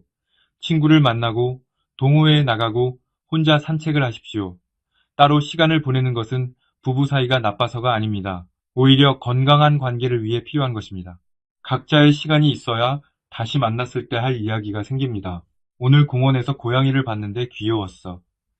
복지관에서 새로 배우는 게 있는데 재밌더라. 이런 사소한 대화가 부부 사이에 다시 온기를 불어넣습니다. 넷째, 하루에 한마디라도 고마움을 표현하십시오. 이게 가장 어렵고 가장 중요한 겁니다. 우리 세대는 감정을 표현하는데 익숙하지 않습니다. 사랑한다, 고맙다 라는 말이 쑥스럽습니다. 그런데 말하지 않으면 모릅니다. 아무리 마음속으로 고맙다고 생각해도 말로 안 하면 상대방은 모릅니다. 거창할 필요 없습니다. 오늘 밥 맛있다. 이 한마디면 됩니다. 고마워. 이 두 글자면 됩니다. 당신이 있어서 다행이야. 이 한 문장이면 충분합니다. 이런 말이 너무 어색하시면 행동으로 하셔도 됩니다. 아내가 시장 다녀오면 짐을 받아주십시오. 남편이 산책 다녀오면 물 한 잔 건네주십시오. 이런 작은 행동이 말보다 더 크게 전달될 수도 있습니다. 한 부부의 이야기를 해드리겠습니다. 76 세 남편과 73 세 아내. 이 부부도 경제적으로 어려웠습니다. 월 수입이 80만 원도 안 됐습니다. 그런데 이 부부는 무너지지 않았습니다. 비결이 뭐였냐면요. 남편이 매일 아침 아내에게 한마디를 했습니다. 오늘도 수고해. 이게 다입니다. 특별한 말이 아닙니다. 그런데 아내는 이 한마디 덕분에 하루를 버틸 수 있었다고 합니다. 그 한마디가 없었으면 나는 진작에 이 생활을 못 견뎠을 거예요. 돈은 없어도 말 한마디는 공짜입니다. 그리고 그 공짜 한마디가 수십만 원보다 더 큰 힘을 가지고 있습니다. 다섯째, 자식 문제로 서로를 탓하지 마십시오. 노후의 부부싸움의 가장 큰 원인 중 하나가 자식 문제입니다. 당신이 큰아들한테 그 돈을 주지 않았으면, 당신이 딸 결혼 비용을 그렇게 많이 안 들였으면 이미 지나간 일을 가지고 서로를 탓합니다. 이건 아무 소용이 없습니다. 지나간 돈은 돌아오지 않습니다. 그 돈을 가지고 싸우면 돈만 잃는 게 아니라 부부 사이까지 잃습니다. 이미 벌어진 일은 받아들이십시오. 그리고 앞으로를 이야기하십시오. 지금부터 우리한테 남은 돈은 우리를 위해 쓰자. 앞으로 자식한테 목돈을 주는 건 하지 말자. 이렇게 부부가 합의하는 겁니다. 과거를 탓하는 대신 미래를 함께 계획하십시오. 같은 방향을 보고 있으면 서로를 원망할 이유가 줄어듭니다. 여섯째, 부부가 함께 할 수 있는 무료 활동을 찾으십시오. 돈이 없으면 함께 할 수 있는 게 없다고 생각하기 쉽습니다. 하지만 그렇지 않습니다. 돈이 안 드는 활동은 생각보다 많습니다. 매일 아침 함께 산책하십시오. 손을 잡고 걸으면 더 좋습니다. 쑥스러우시면 나란히 걸으시기만 해도 됩니다. 같은 길을 같은 시간에 같이 걷는 것. 이것만으로도 부부의 유대감이 달라집니다. 동네 공원에 앉아서 사람 구경을 하셔도 좋고, 도서관에 같이 가셔도 좋고, 복지관 프로그램에 부부가 함께 등록하셔도 좋습니다. 한 부부는 매일 저녁 식사 후에 동네 한 바퀴를 같이 걷는다고 합니다. 20분 정도 걷습니다. 걸으면서 오늘 있었던 일을 이야기합니다. 별것 아닌 이야기입니다. 오늘 마트에서 딸기가 세일하더라. 공원에 벚꽃이 피기 시작했더라. 이런 대화입니다. 하지만 이 20분의 산책이 두 사람의 하루에서 가장 따뜻한 시간이라고 합니다. 돈이 있으면 해외여행을 가고 좋은 식당에서 밥을 먹을 수 있습니다. 하지만 돈이 없어도 함께 걸을 수 있고, 함께 웃을 수 있고, 함께 이야기할 수 있습니다. 부부를 이어주는 건 돈이 아니라 함께 보내는 시간입니다. 여러분, 오늘 긴 이야기 함께 해주셔서 진심으로 감사합니다. 마지막으로 오늘 나눈 이야기를 정리하겠습니다. 하나, 노후 빈곤은 부부관계를 파괴합니다. 대화가 사라지고 원망이 쌓이고 최악의 경우 이혼까지 갈 수 있습니다. 이것은 두 사람의 성격이 나빠서가 아니라 돈이 없는 상황이 만들어낸 구조적인 문제입니다. 둘, 하지만 돈이 없어도 부부가 무너지지 않을 수 있습니다. 돈을 함께 관리하고 집안일을 나누고 각자의 시간을 존중하고 하루에 한마디라도 고마움을 표현하고 자식 문제로 서로를 탓하지 말고 함께 할 수 있는 활동을 찾으십시오. 셋, 결국 부부를 지키는 것은 돈이 아니라 서로를 향한 관심과 존중입니다. 오늘도 수고해. 이 한마디가 수십만 원보다 강합니다. 자, 오늘 당장 할 수 있는 한 가지를 제안드리겠습니다. 오늘 저녁 밥을 먹고 나서 배우자에게 한마디만 하십시오. 밥 맛있었어. 고마워. 이게 너무 어색하시면 설거지를 대신해 주십시오. 말이든 행동이든 오늘 딱 한 가지만 해보십시오. 그 한 가지가 내일의 부부를 바꿀 수 있습니다. 여러분 40년, 50년을 함께 살아온 사이입니다. 전쟁 같은 세상에서 서로 의지하며 버텨온 사이입니다. 자식 키우느라 밤잠 못 자면서 함께 고생한 사이입니다. 이 긴 세월을 함께 걸어온 사람입니다. 돈 때문에 그 소중한 사람을 잃지 마십시오. 돈은 다시 만들 수 없어도 부부 사이의 따뜻함은 오늘부터 다시 만들 수 있습니다. 다음 영상에서는 노후에 부부가 함께 할 수 있는 소소한 행복 만들기에 대해 이야기하겠습니다. 돈이 거의 안 드는데도 부부 사이를 확 바꿔놓는 습관들이 있습니다. 어떤 것들인지 궁금하시죠?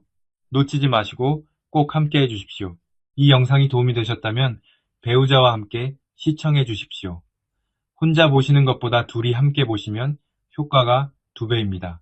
좋아요와 구독도 부탁드립니다. 감사합니다. 건강하시고 부부와 함께 따뜻한 하루 보내시길 바랍니다. 다음 영상에서 또 뵙겠습니다. 여러분, 제가 아는 53세 직장인의 이야기입니다. 30년 동안 성실하게 회사 다녔습니다.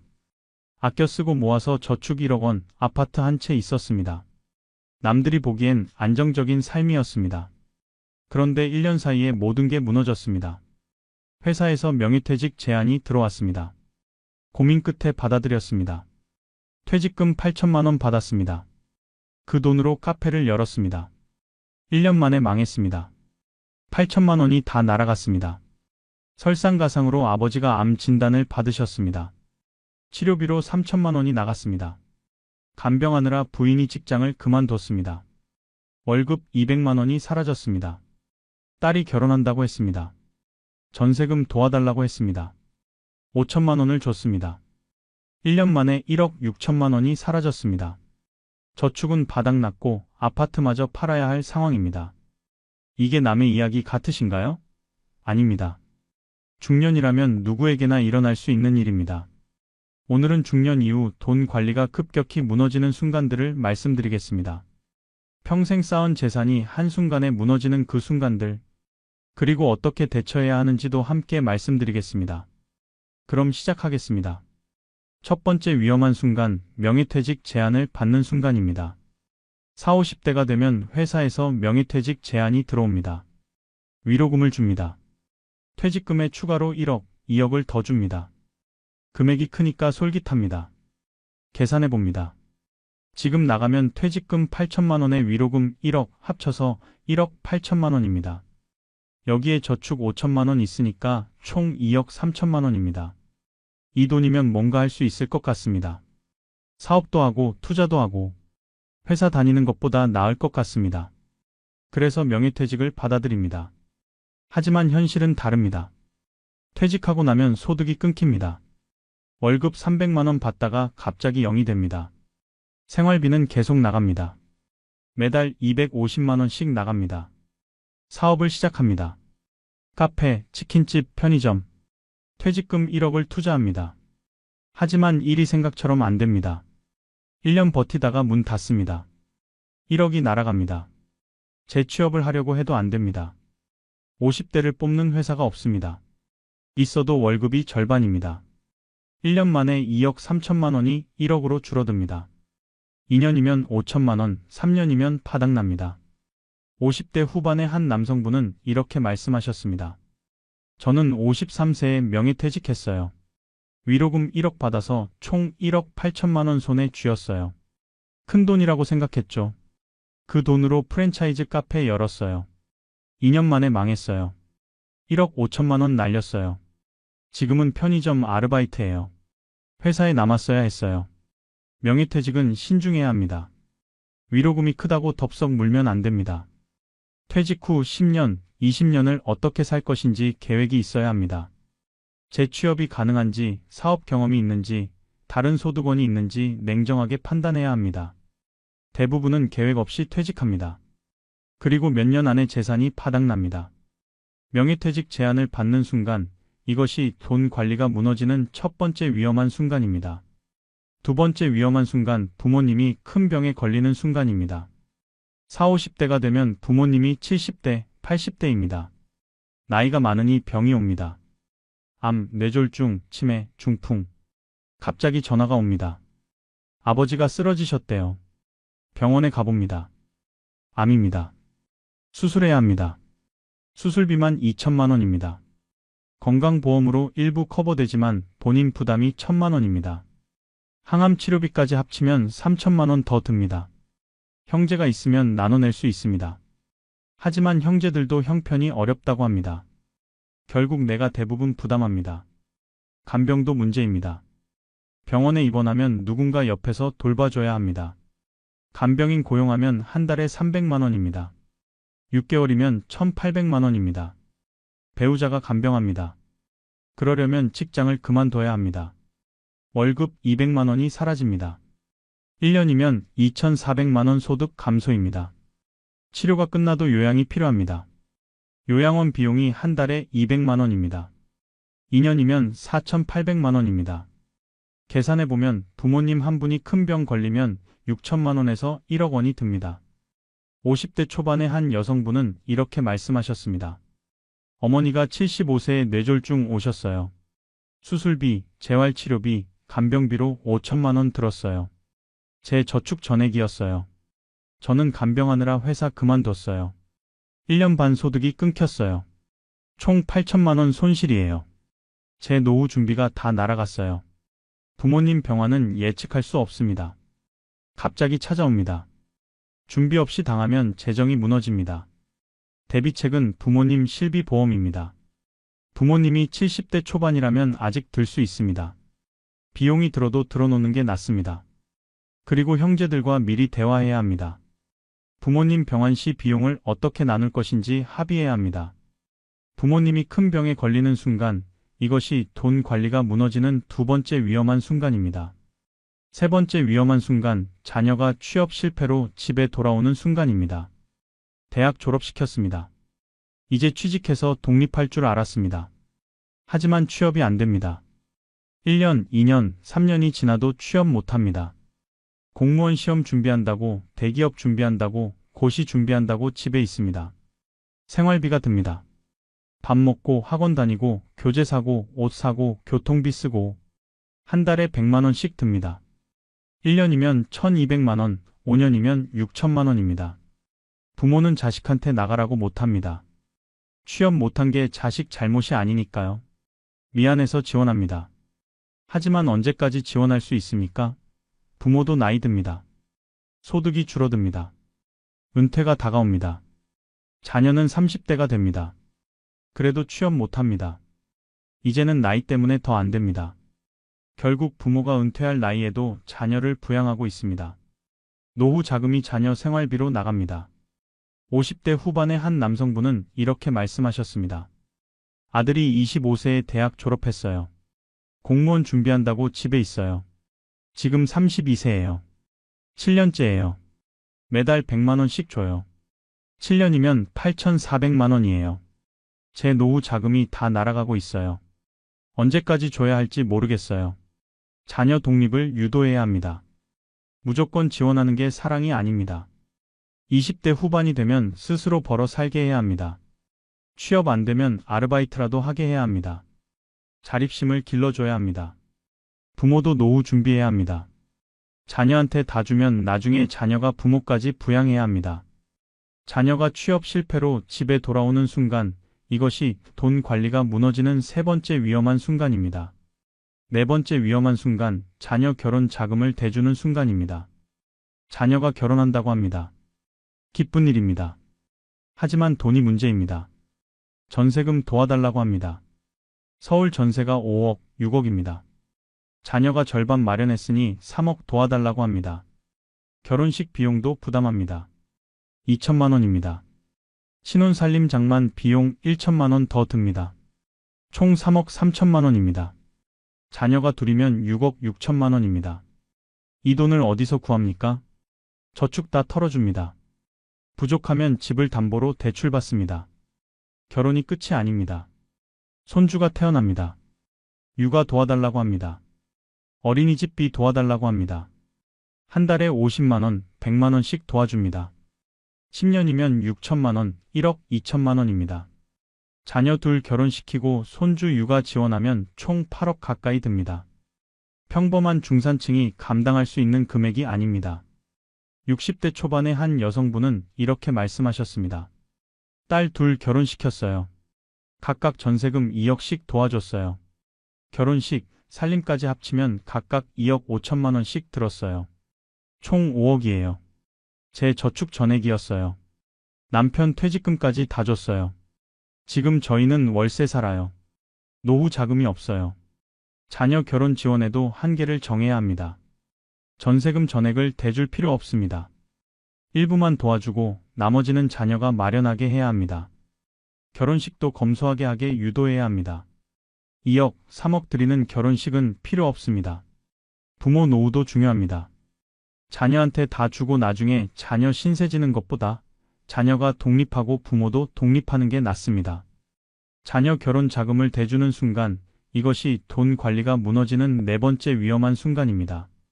다섯 번째 위험한 순간, 배우자가 갑자기 사망하는 순간입니다. 맞벌이 부부입니다. 남편 월급 300만 원, 아내 월급 250만 원, 합쳐서 550만 원입니다. 갑자기 남편이 심근경색으로 쓰러집니다.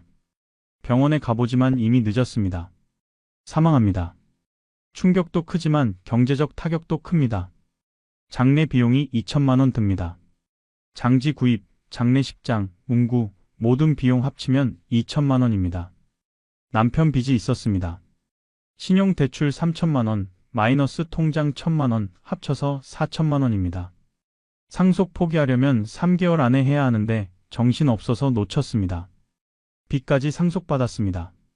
소득이 절반으로 줍니다. 남편 월급 300만 원이 사라졌습니다. 아내 월급 250만 원만 남았습니다. 하지만 생활비는 그대로입니다. 집 대출 이자, 관리비, 공과금, 식비, 교육비 한 달에 400만 원 나갑니다. 월급 250만 원으로 생활비 400만 원을 어떻게 감당합니까? 매달 150만 원씩 부족합니다. 저축을 털어야 합니다. 1년이면 1,800만 원, 3년이면 5,400만 원 저축이 줄어듭니다. 50대 초반의 한 여성분은 이렇게 말씀하셨습니다. 남편이 50세에 갑자기 돌아가셨어요. 장례 비용, 빚 상속 합쳐서 6천만 원 나갔어요. 제 월급만으로는 생활이 안 돼요. 3년 만에 저축 8천만 원이 바닥났어요. 지금은 대출 받아서 살아요. 남편 없으니 외로운데 경제적으로도 너무 힘들어요. 배우자 사망에 대비해야 합니다. 유족연금이 있는지 확인해야 합니다. 국민연금, 공무원연금에는 유족연금이 있습니다. 생명보험도 중요합니다. 가장이 사망하면 최소 1억 이상 보험금이 나오게 해야 합니다. 빚이 있으면 상속 포기를 고려해야 합니다. 3개월 안에 법원에 신청해야 합니다. 배우자가 갑자기 사망하는 순간, 이것이 돈 관리가 무너지는 5번째 위험한 순간입니다. 6번째 위험한 순간, 본인 건강이 급격히 나빠지는 순간입니다. 40대 후반, 50대 초반까지는 건강합니다. 조금 피곤하지만 일은 할 수 있습니다. 그런데 갑자기 진단받습니다. 암입니다. 수술해야 합니다. 수술비 2천만 원, 항암 치료비 3천만 원, 재활 치료비 1천만 원, 합쳐서 6천만 원입니다. 실비보험 있으면 대부분 받지만 없으면 본인 부담입니다. 치료하는 1년 동안 일을 못합니다. 월급 300만 원이 1년간 끊깁니다. 3,600만 원 소득 감소입니다. 치료 끝나고 복직하려는데 안 됩니다. 회사에서 권고사직 압력을 줍니다. 병 때문에 업무 능력이 떨어진다고 합니다. 결국 퇴직합니다. 퇴직금 5천만 원 받습니다. 하지만 치료비 6천만 원 쓰고 소득 3,600만 원 잃었으니 순손실이 4,600만 원입니다. 재취업하려고 해도 안 됩니다. 암 병력이 있으면 회사에서 안 뽑습니다. 50대 중반의 한 남성분은 이렇게 말씀하셨습니다. 저는 52세에 대장암 진단받았어요. 수술하고 항암 치료 1년 받았어요. 치료비 7천만 원 들었어요. 회사는 그만뒀어요. 재취업도 안 돼요. 저축은 바닥났고 빚이 2천만 원 생겼어요. 건강도 잃고 돈도 잃었어요. 건강관리가 최우선입니다. 정기검진 꼭 받으세요. 암은 조기 발견하면 치료 비용이 적게 듭니다. 실비보험, 암보험 꼭 들어야 합니다. 젊을 때, 건강할 때 들어야 합니다. 생활 습관을 바꾸세요. 담배 끊고 술 줄이고 운동하고 건강하게 먹으세요. 건강이 급격히 나빠지는 순간, 이것이 돈 관리가 무너지는 6번째 위험한 순간입니다. 7번째 위험한 순간, 사업 확장을 결심하는 순간입니다. 작은 가게를 운영하고 있습니다. 치킨집, 카페, 옷가게. 장사가 괜찮습니다. 한 달에 300만 원 정도 남습니다. 욕심이 납니다. 한 곳에서 300만 원 버는데 세 곳 하면 900만 원 벌겠네. 확장하자. 대출 받습니다. 1억 받습니다. 두 번째 매장 냅니다. 세 번째 매장도 냅니다. 문제가 생깁니다. 고정비가 3배로 늡니다. 임대료, 인건비, 재료비 모두 3배입니다. 한 달에 1,500만 원씩 나갑니다. 직원 관리가 어렵습니다. 사장이 3곳을 다 돌아다니며 관리할 수 없습니다. 직원한테 맡기면 매출이 빠집니다. 매장끼리 경쟁합니다. 거리가 가까우면 손님을 서로 나눠 먹습니다. 총 매출은 늘지 않고 비용만 늡니다. 코로나 같은 외부 변수가 터집니다. 매출이 급감합니다. 세 매장 모두 적자입니다. 버티다 못해 문 닫습니다. 대출금 1억 못 갚았습니다. 집까지 담보로 잡혔습니다. 50대 후반의 한 남성분은 이렇게 말씀하셨습니다. 저는 치킨집 한 곳 운영했어요. 장사 잘 됐어요. 욕심내서 대출 1억 5천만 원 받아서 매장 3곳으로 늘렸어요. 코로나 터지고 다 망했어요. 대출 못 갚아서 집까지 날렸어요. 한 곳만 했으면 지금도 장사하고 있었을 텐데. 사업 확장은 신중해야 합니다.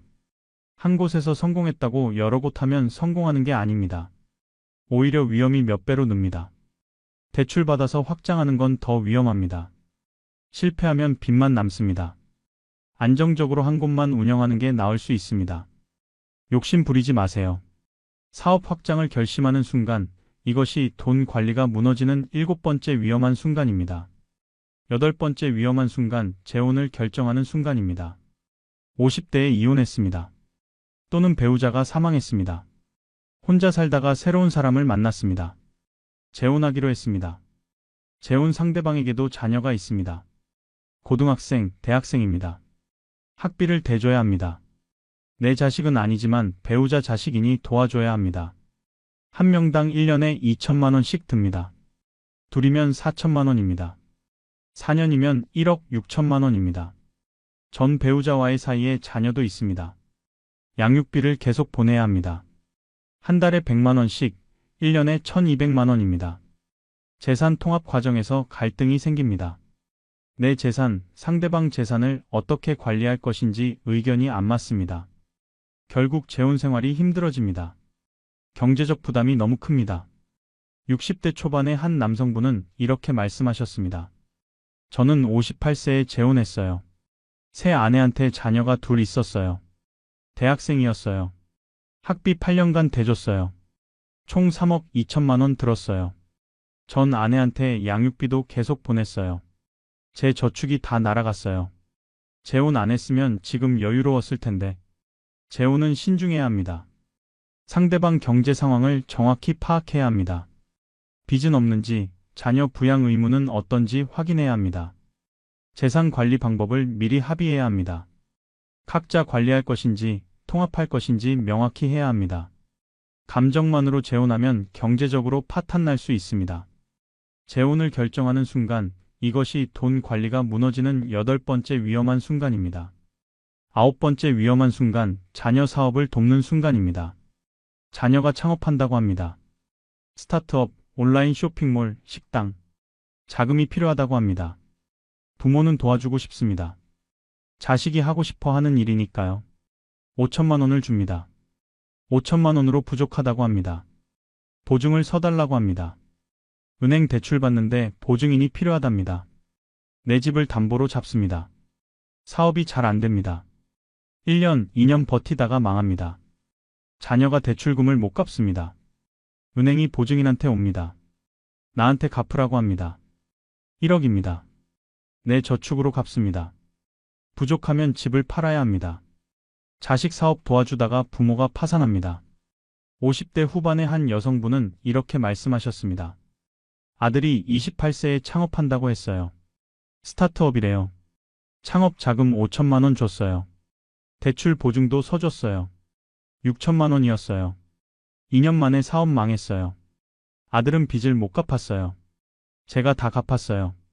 총 1억 1천만 원이에요. 제 노후 자금 전액이에요. 자녀 사업은 신중해야 합니다. 창업 성공률이 5%도 안 됩니다. 10중 8구 망합니다. 특히 경험 없는 젊은이의 창업은 더 위험합니다. 도와주고 싶어도 한계를 정해야 합니다. 내 노후 자금까지 털어줄 필요 없습니다. 절대 보증 서면 안 됩니다. 자식이라도 마찬가지입니다. 보증은 내가 갚겠다는 약속입니다. 자녀 사업을 돕는 순간 이것이 돈 관리가 무너지는 9번째 위험한 순간입니다. 10번째 위험한 순간, 이혼 소송을 시작하는 순간입니다. 50대, 60대에 이혼합니다. 더 이상 참고 살 수 없어서입니다. 성격 차이, 외도 여러 이유가 있습니다. 재산을 나눕니다. 집, 저축, 퇴직금 모두 절반씩 나눕니다. 10억 있었으면 각자 5억씩 받습니다. 위자료를 줘야 합니다. 잘못한 쪽이 1억, 2억을 줍니다. 양육비도 계속 나갑니다. 미성년 자녀가 있으면 한 달에 100만 원씩 보내야 합니다. 변호사 비용도 만만치 않습니다. 소송 과정에서 1,000만 원, 2천만 원 듭니다. 이혼 후 혼자 살면 생활비가 듭니다. 둘이 살 때는 집 한 채, 차 한 대, 생활비 한 몫이었습니다. 혼자 살면 각자 집, 차, 생활비가 필요합니다. 60대 초반의 한 남성분은 이렇게 말씀하셨습니다. 저는 60세에 이혼했어요. 재산 절반 나눠주고 위자료 1억 줬어요. 제 손에 남은 건 4억이에요. 작은 아파트 사는데 2억 5천만 원 들었어요. 남은 1억 5천만 원으로 20년을 살아야 해요. 이혼 안 했으면 8억이 있었는데, 이혼은 경제적으로 큰 타격입니다. 재산이 절반으로 줄어들지만 생활비는 절반으로 안 줄어듭니다. 오히려 늡니다. 이혼 전에 경제적 영향을 냉정하게 계산해야 합니다. 감정만으로 결정하면 안 됩니다. 가능하면 관계 회복을 시도해 보는 게 낫습니다. 경제적으로나 정서적으로나 이혼은 큰 손실입니다. 이혼 소송을 시작하는 순간 이것이 돈 관리가 무너지는 10번째 위험한 순간입니다. 11번째 위험한 순간, 투자 손실을 만회하려는 순간입니다. 주식에 투자했습니다. 2천만 원 넣었는데 1,000만 원 잃었습니다. 속상합니다. 이 돈을 꼭 찾아야겠다는 생각이 듭니다. 더 투자합니다. 3천만 원 더 넣습니다. 이번엔 올라서 본전은 찾겠지. 하지만 또 떨어집니다. 2천만 원 더 잃습니다. 총 3천만 원 손실입니다. 화가 납니다. 이 돈을 꼭 찾아야 합니다. 대출 받습니다. 5천만 원 대출 받아서 투자합니다. 이번에는 확실한 종목이래요. 지인이 추천했습니다. 또 떨어집니다. 4천만 원 잃습니다. 총 7천만 원 손실에 대출금 5천만 원까지 총 1억 2천만 원 날렸습니다. 코인도 마찬가지입니다. 1,000만 원 넣었다가 500만 원 잃습니다. 찾겠다고 2천만 원 더 넣습니다. 또 잃습니다. 악순환입니다. 50대 중반의 한 남성분은 이렇게 말씀하셨습니다. 저는 주식으로 5천만 원 잃었어요. 그 돈 찾겠다고 대출 6천만 원 받아서 다시 투자했어요. 또 잃었어요. 총 손실이 1억 1천만 원이에요. 집을 담보로 대출 받았는데 못 갚으면 집이 넘어가요. 처음 5천만 원 잃었을 때 그만뒀어야 했어요. 손실은 인정해야 합니다. 잃은 돈을 꼭 찾아야 한다는 생각이 독입니다. 그 생각 때문에 더 큰 손실을 봅니다. 투자 손실이 나면 멈춰야 합니다. 더 투자하지 말고 정리하고 나와야 합니다. 절대 빚내서 투자하지 마세요. 원금 잃는 것과 빚지는 건 차원이 다릅니다. 투자 손실을 만회하려는 순간, 이것이 돈 관리가 무너지는 11번째 위험한 순간입니다. 여기까지 11가지 위험한 순간을 모두 말씀드렸습니다.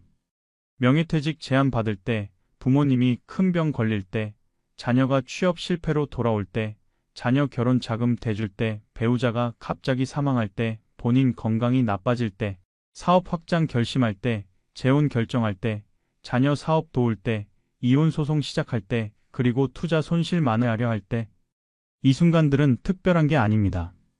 중년이라면 누구에게나 찾아올 수 있는 평범한 순간들입니다.